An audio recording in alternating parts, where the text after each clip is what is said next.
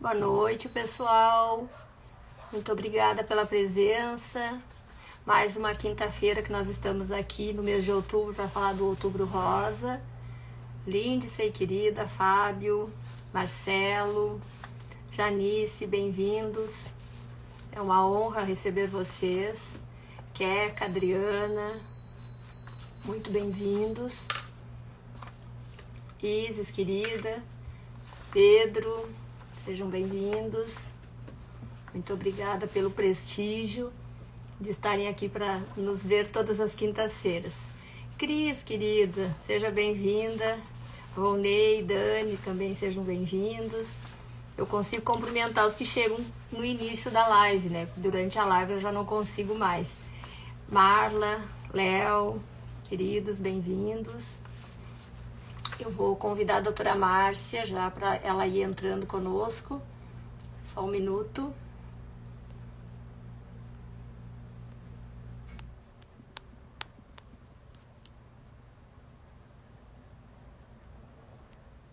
Já convidei a Márcia.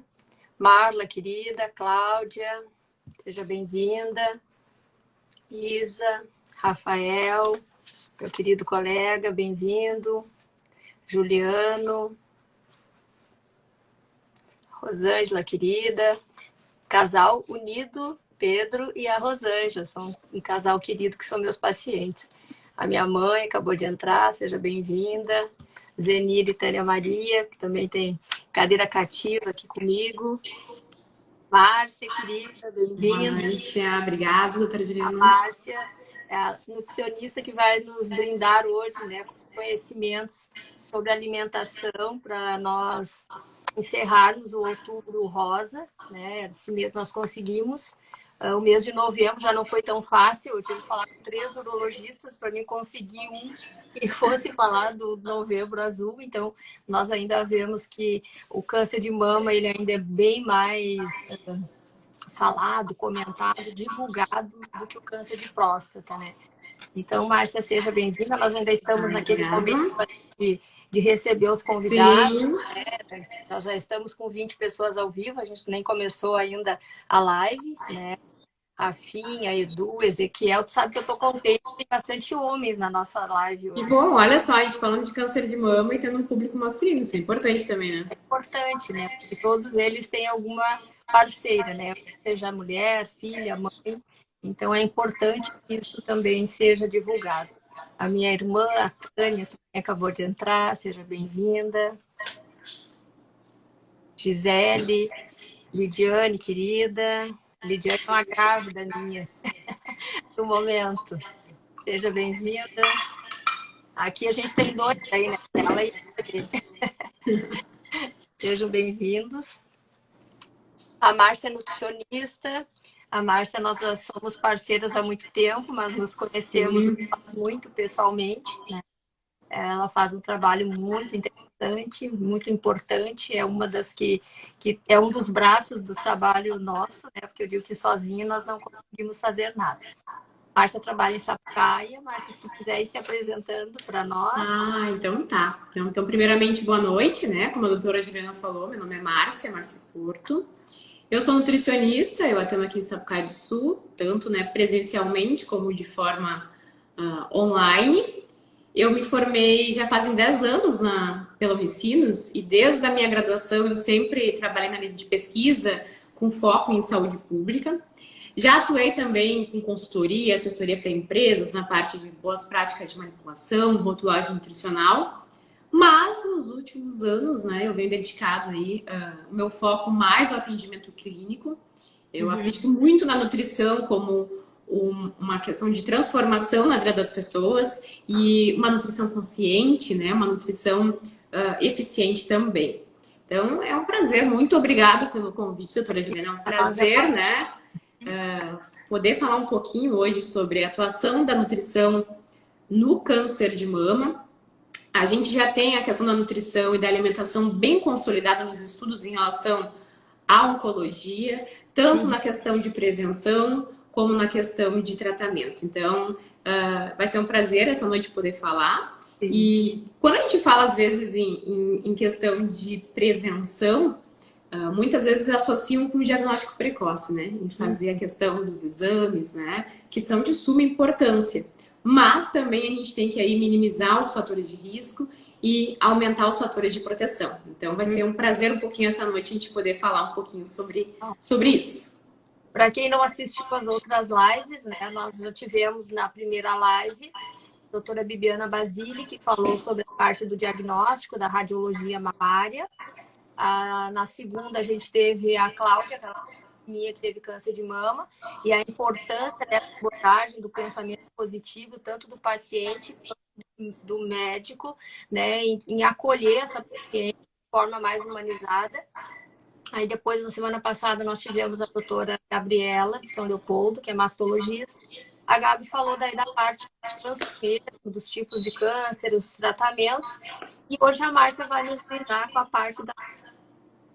O câncer de mama, infelizmente, os dados ainda são assustadores, né? Agora, para o ano de 2022, o INCA estima em torno de 66 mil novos casos, né? Então, 16,5% dessas pacientes acabam indo a óbito. Então, isso é algo, assim, mesmo que nós façamos um trabalho de formiguinha, aos poucos a gente acredita que esse número possa diminuir, né? Então, a alimentação, como eu já falei na live da endometriose, na live da menopausa, se os pacientes se alimentarem bem, fizerem atividade física e dormirem bem, nós médicos nem precisamos mais existir. Mas como nós sabemos que isso não é possível, então nós estamos aqui justamente para essas orientações, né? E que essas informações elas sejam, né, compartilhadas com o maior número de pessoas possíveis.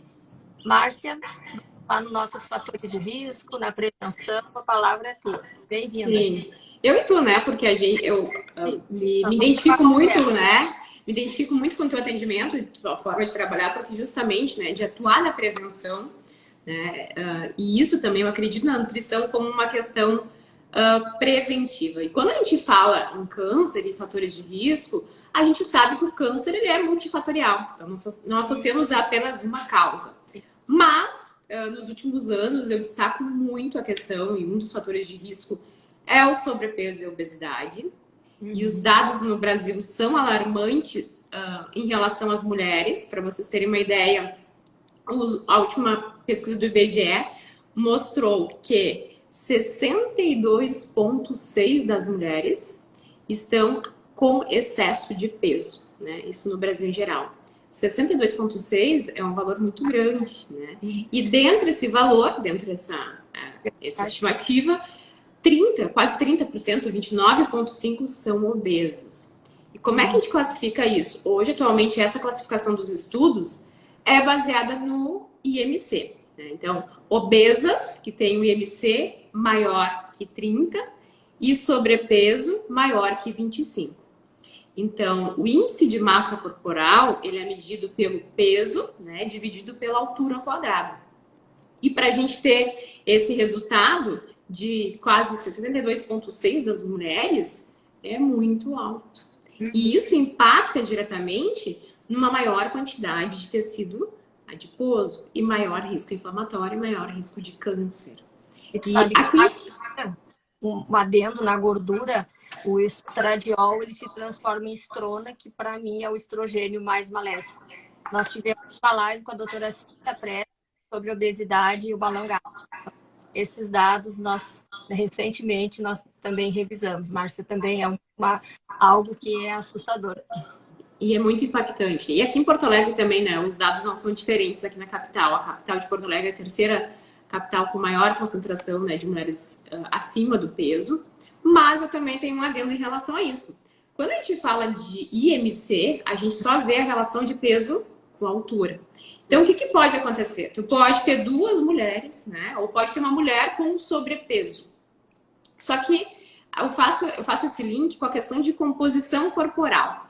Ela pode ter, sim, naquela designação que a gente tem de IMC, que só leva em consideração o peso com altura, o sobrepeso. Mas quando a gente vai fazer a avaliação da composição corporal dessa mulher, ela pode ter um maior percentual de massa magra e menor de gordura. bem como uma mulher que tem o peso adequado, né, ela pode ter um percentual de gordura maior e menos massa muscular. Então, Uhum. essa é a importância lá dentro que eu faço em relação a não só avaliar o MC de forma isolada, mas num contexto, né? Porque o risco também, ele é do tecido adiposo, é esse tecido adiposo que vai gerar. E tu pode ter isso tanto em mulheres que estão dentro Sim. da escala, né, normal ali também. Uhum. Né? E essa questão assim de importância corporal é o que a gente mais leva. Então, o emagrecimento não adianta eu perder 5 quilos, né? E eu perder massa magra. Porque o que eu tenho que dar importância ali é o tecido adiposo, que vai realmente ser um fator de risco e de prevenção quando a gente fala de massa magra. Né? Uhum. A obesidade é um fator importante, né? Um outro que eu também sempre falo nas minhas lives, e eu mudei muito a minha relação com ele, foi o álcool, Márcia. E o O que é álcool, álcool? né? Depois da obesidade, talvez seja o próximo fator de risco mais importante do câncer de mama, ou talvez eles estejam juntos. E esses números agora que eu vou falar são tão alarmantes quanto os números em relação à obesidade, em relação às mulheres, né? Tem um estudo que a gente fala que é bem importante, que é o estudo do próprio INCA, né? De 2013, comparando a ingestão de álcool por mulheres em 2013 e 2019. Em 2013, né, o número de mulheres que ingeriram qualquer quantidade de álcool era de 23%. Em 2019, esse valor aumentou 4 vezes mais, foi para 97%. Então, realmente, né, tanto na pandemia a gente viu o aumento de casos, né, de ingestão de álcool. E quando a gente fala em álcool, às vezes até no próprio consultório, quando a gente vai fazer uma anamnese, ver a ingestão calórica, as pessoas não se dão conta também do que o etanol, cada grama de etanol tem 7 calorias. Uhum. Quando a gente vai falar uma grama de proteína, uma grama de carboidrato, tem 4. E isso também impacta na ingestão de calorias dessa pessoa.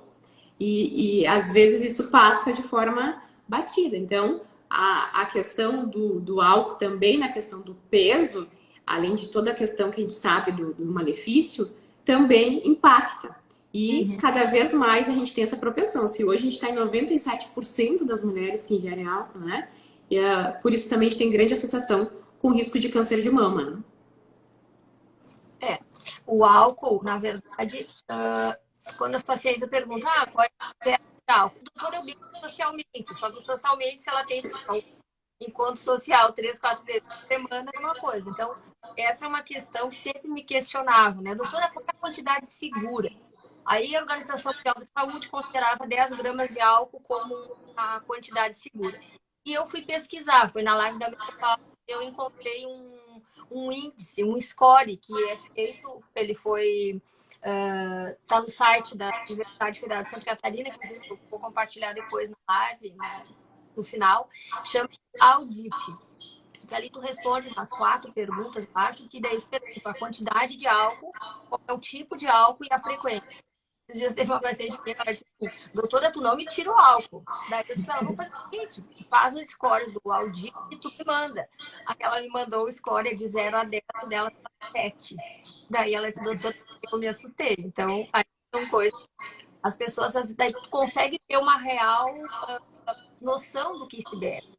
Porque eu acho que uma das preocupações hoje da gente estar cada vez mais com a de mulheres jovens com câncer de mama, porque hoje as adolescentes, eu muita paciente adolescente, eu até brinco com elas, né, que agora elas são fofoqueiras, né, elas me contam elas bebendo, né?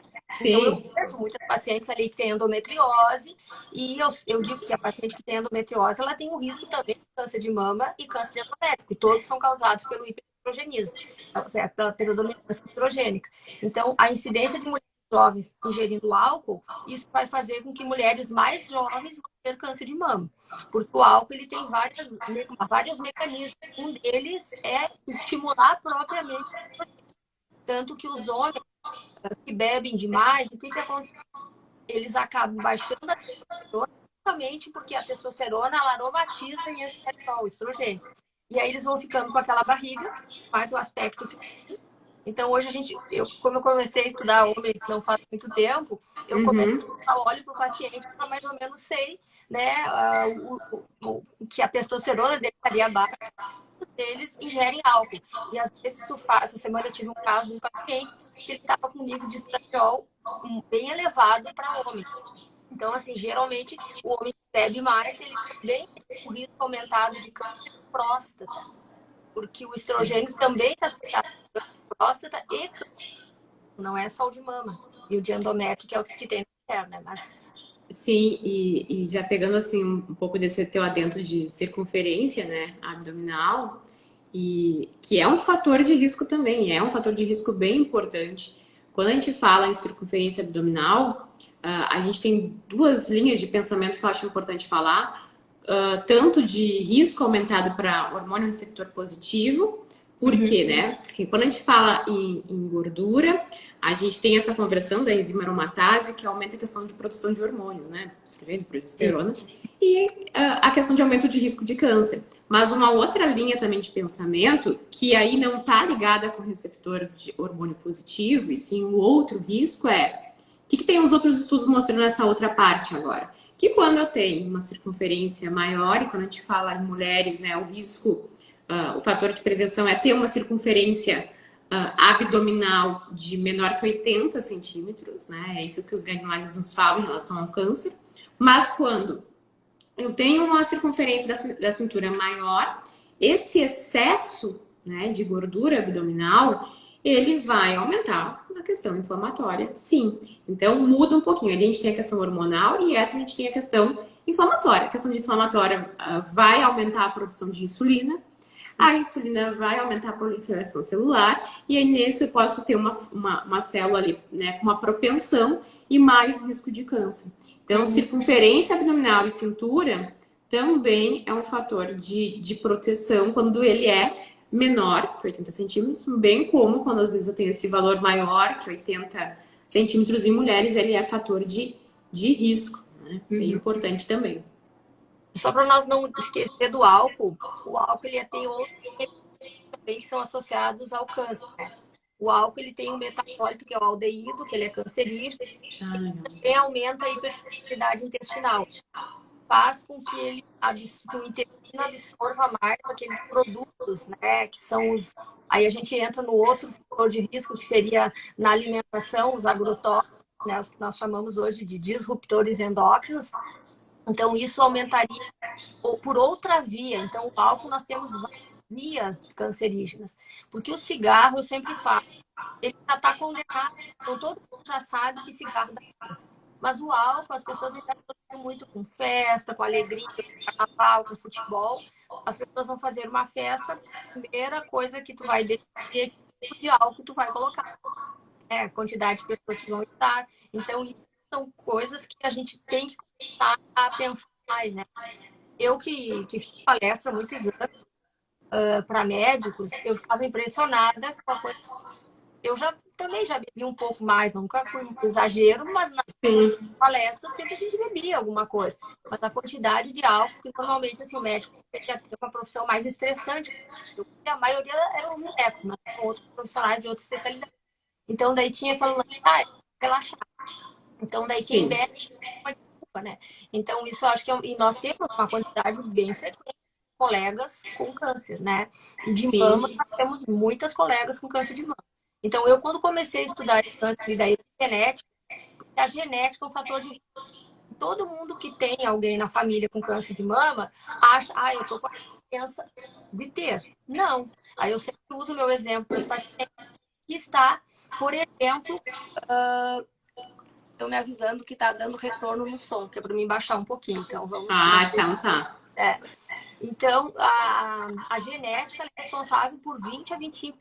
Então, a epigenética, que seria nossos hábitos. Então, a partir do momento que eu comecei a estudar isso, foi quando eu diminui a minha ingesta de álcool. Justamente porque na minha família nós temos um fator de risco grande. Então, eu não posso mudar a genética, mas a epigenética eu posso, né? Mas então, para nós encerrar essa parte do álcool. Aí, se tu quiser comentar nos sim. Mas só complementando nessa questão de genética, a gente acha, né? Genética não é sentença. E hoje a gente tem esses fatores que são mutáveis, é o que a gente pode Sim. trabalhar muito em cima. E realmente, aqui no consultório também, da mesma forma, quando a gente faz anamnese, é difícil, é raros casos que a gente tem uma anamnese de alguém que não bebe, ou, né, o sextou, sábado e domingo, né, também uma maior quantidade de álcool, não só de ingerir diariamente, mas em valores absurdos, assim, que aumentam muito, né, com o final de semana e com a questão de socialização. Ele está sempre presente nesses momentos, né? Mas aí também a gente vê, que a gente falou, o número maior de pessoas, de mulheres jovens, né, tendo essa questão de câncer. E, então, para a gente continuar, então, tu estava me perguntando da questão de disruptores endócrinos, eu às vezes pergunto para os pacientes que eles conhecem de alimentos orgânicos e quais são, e as pessoas sempre associam a questão de orgânicos, né, somente a vegetais e frutas, né, e às vezes ainda falam, eu não como tal fruta porque tem uma grande quantidade de agrotóxico. Mas a gente sabe que não é só isso. No Brasil, a gente tem uma grande quantidade também de agrotóxico em outros alimentos, né, como o próprio trigo, milho, cevada. E, às vezes, tu vai ter uma quantidade muito maior de agrotóxico num alimento industrializado, né? E até tu tinha comentado, acho que no live, dessa questão da diferença, da quantidade de agrotóxico em biscoitos e bolachas, né, João? Teve uma pesquisa que foi publicada no site de defesa do consumidor, que era falando sobre... o nome da pesquisa era Nesse Pacote Tem Veneno. E as traquinas, que é muito comum as crianças usarem, é a bolacha que mais tinha agrotóxico, ela tinha 6. A Oreo tinha 4.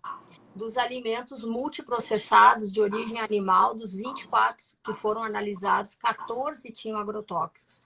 Então, aí nós ficamos assim meio assustados com esses índices, né, Marcia? E então nós temos... Bom, eu não sei o que está dando eco aqui. Estão me dizendo que está dando eco. Eu acho que se eu baixar um pouco mais, acho que não vou... Então o pessoal está comentando aqui. Daí tu não me ouve se tu baixa muito também. Então, assim, isso é uma coisa preocupante que os pais já poderiam estar desde cedo cuidar isso na alimentação. Porque a gente entra ali, daí não só, né, Márcia? Daí tu entra os refrigerantes, nós temos a questão do plástico, até mesmo a água, né? Essa semana uma paciente me perguntou, doutora, qual é a melhor água para tomar? Aí eu disse para ela, eu acho que a água, talvez aqui... Fala em água aqui. A água da Corsã, que talvez seja a que nós temos aqui no Rio Grande do Sul, né, que é a Corsã. Então, essa água, se ela for filtrada, ela me diz que toma essa fervida. Então, assim, porque muitas vezes as águas nas fontes, elas são feitas análises na hora que as fontes são liberadas para venda. E, às vezes, não continuam fazendo essas... checando, né, as contaminações, como é feito. Se eu não me engano, é semanal que acontece na Corsã. Então, a água, o que eu sempre falo? Quando tu vai tomar uma água mineral aproveitar, vamos tomar água.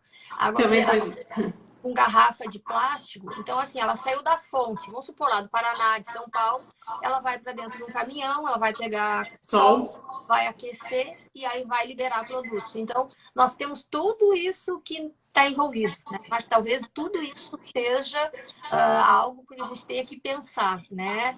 Então, os componentes que a gente tem, até mesmo as mamadeiras, né? A criança hoje já tem muitas que não tem, mas, por exemplo, se tu aquecer no micro-ondas, já é praticamente é muito raro alguém aquecer plástico. Mas, às vezes, as mães aquecem as mamadeiras em banho-maria, então qualquer tipo de aquecimento, ela pode liberar esses produtos, né? O BTA, que é o mais comum, claro. E a questão do próprio lençol freático, hoje nosso também, que tem grande quantidade de plástico também. Na Groenlândia teve um estudo mostrando, né? Isso também, que elas tinham essa ingestão de água e na água tinha uma grande quantidade de BPA. E quanto o plástico mais fino por exemplo, o que a gente compara, né? Essa água que vem pequenininha, cada vez, às vezes, tu pega a garrafa, ela chega a ser, né, molinha. Então, é com maior quantidade ainda de BPA que ela tem essa questão de transporte para a água, ainda mais com a incidência de calor. Né? E realmente, hoje a gente diminuiu um pouco, né, esse aporte, a gente usa tanto a questão de garrafinhas também, eu digo, né, para usar sempre a questão da garrafa, tentar ter a garrafinha de vidro ali, que seria melhor, mas não, a questão de composição, tu também tá ali com a tua a garrafinha de vidro, né? Mas o uso de plástico, sim, é grande. E até falando um pouquinho ali ainda da questão de orgânicos e complementando essa questão, né, de traquinas, de alimentos industrializados, é isso. As pessoas às vezes deixam de consumir verduras e frutas, né? Se for pegar um alimento que não é orgânico, né? Por exemplo, uma fruta, uma verdura e um alimento industrializado, eu ainda vou preferir que consuma esse alimento, essa fruta, né, que não é orgânica. Por quê? Porque eu vou ter uma quantidade muito maior, às vezes, numa carne, num leite, num produto de origem animal, numa bolacha recheada, como a traquinas. Por quê? O trigo, o centeio, né, vai ter também essa quantidade grande de agrotóxico. E hoje a gente associa agrotóxico como moda, ou como uma coisa de nutricionista bicho grilo, né, que é uma coisa muito diferentona. Não, a gente tem isso já evidenciado, a importância, né? Os guidelines aí nos mostrando a questão de redução.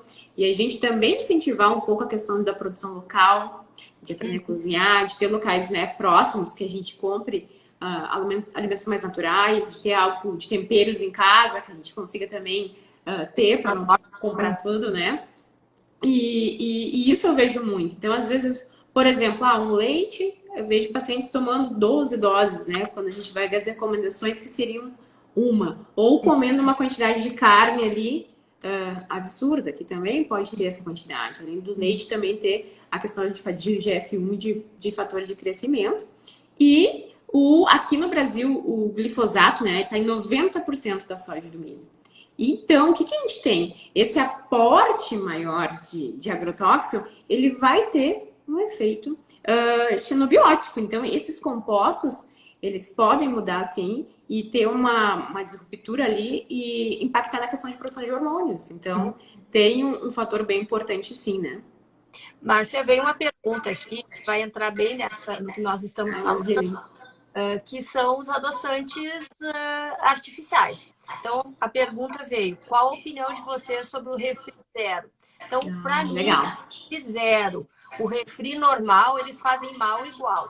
A única diferença é psicologicamente, que a pessoa vai estar usando menos açúcar, teoricamente, mas dependendo, eu acho que, como eu não uso, eu não sei se é dessa informação, mas a maioria dos refrigerantes que são zero, eles têm edulcorantes, esses que são adoçantes artificiais.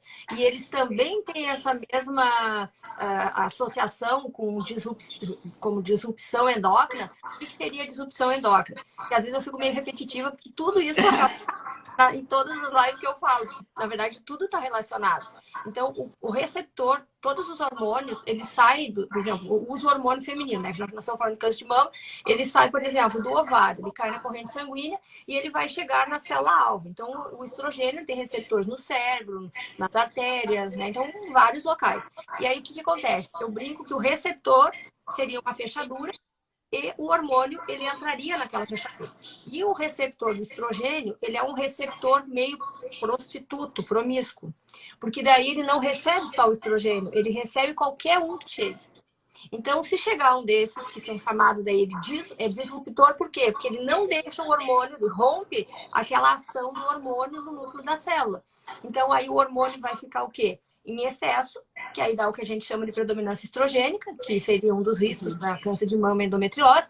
E lá no local onde o hormônio teria que estar fazendo a sua função benéfica, tem um disruptor desse que é cancerígeno na maioria das vezes. Então, isso explicaria a ação, inclusive, dos edulcorantes ali, dos adoçantes artificiais, que eles fariam mais ou menos o mesmo papel dos outros, né, Marcia?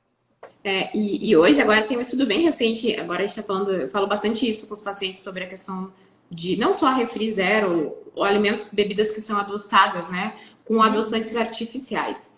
O que as pessoas buscam hoje, que a gente vê essa busca incessante por diminuir calorias, né, apenas. Então, tudo que é zero, sem calorias, a gente tem essa associação. Quando a gente sabe que as calorias, elas vêm dos macros,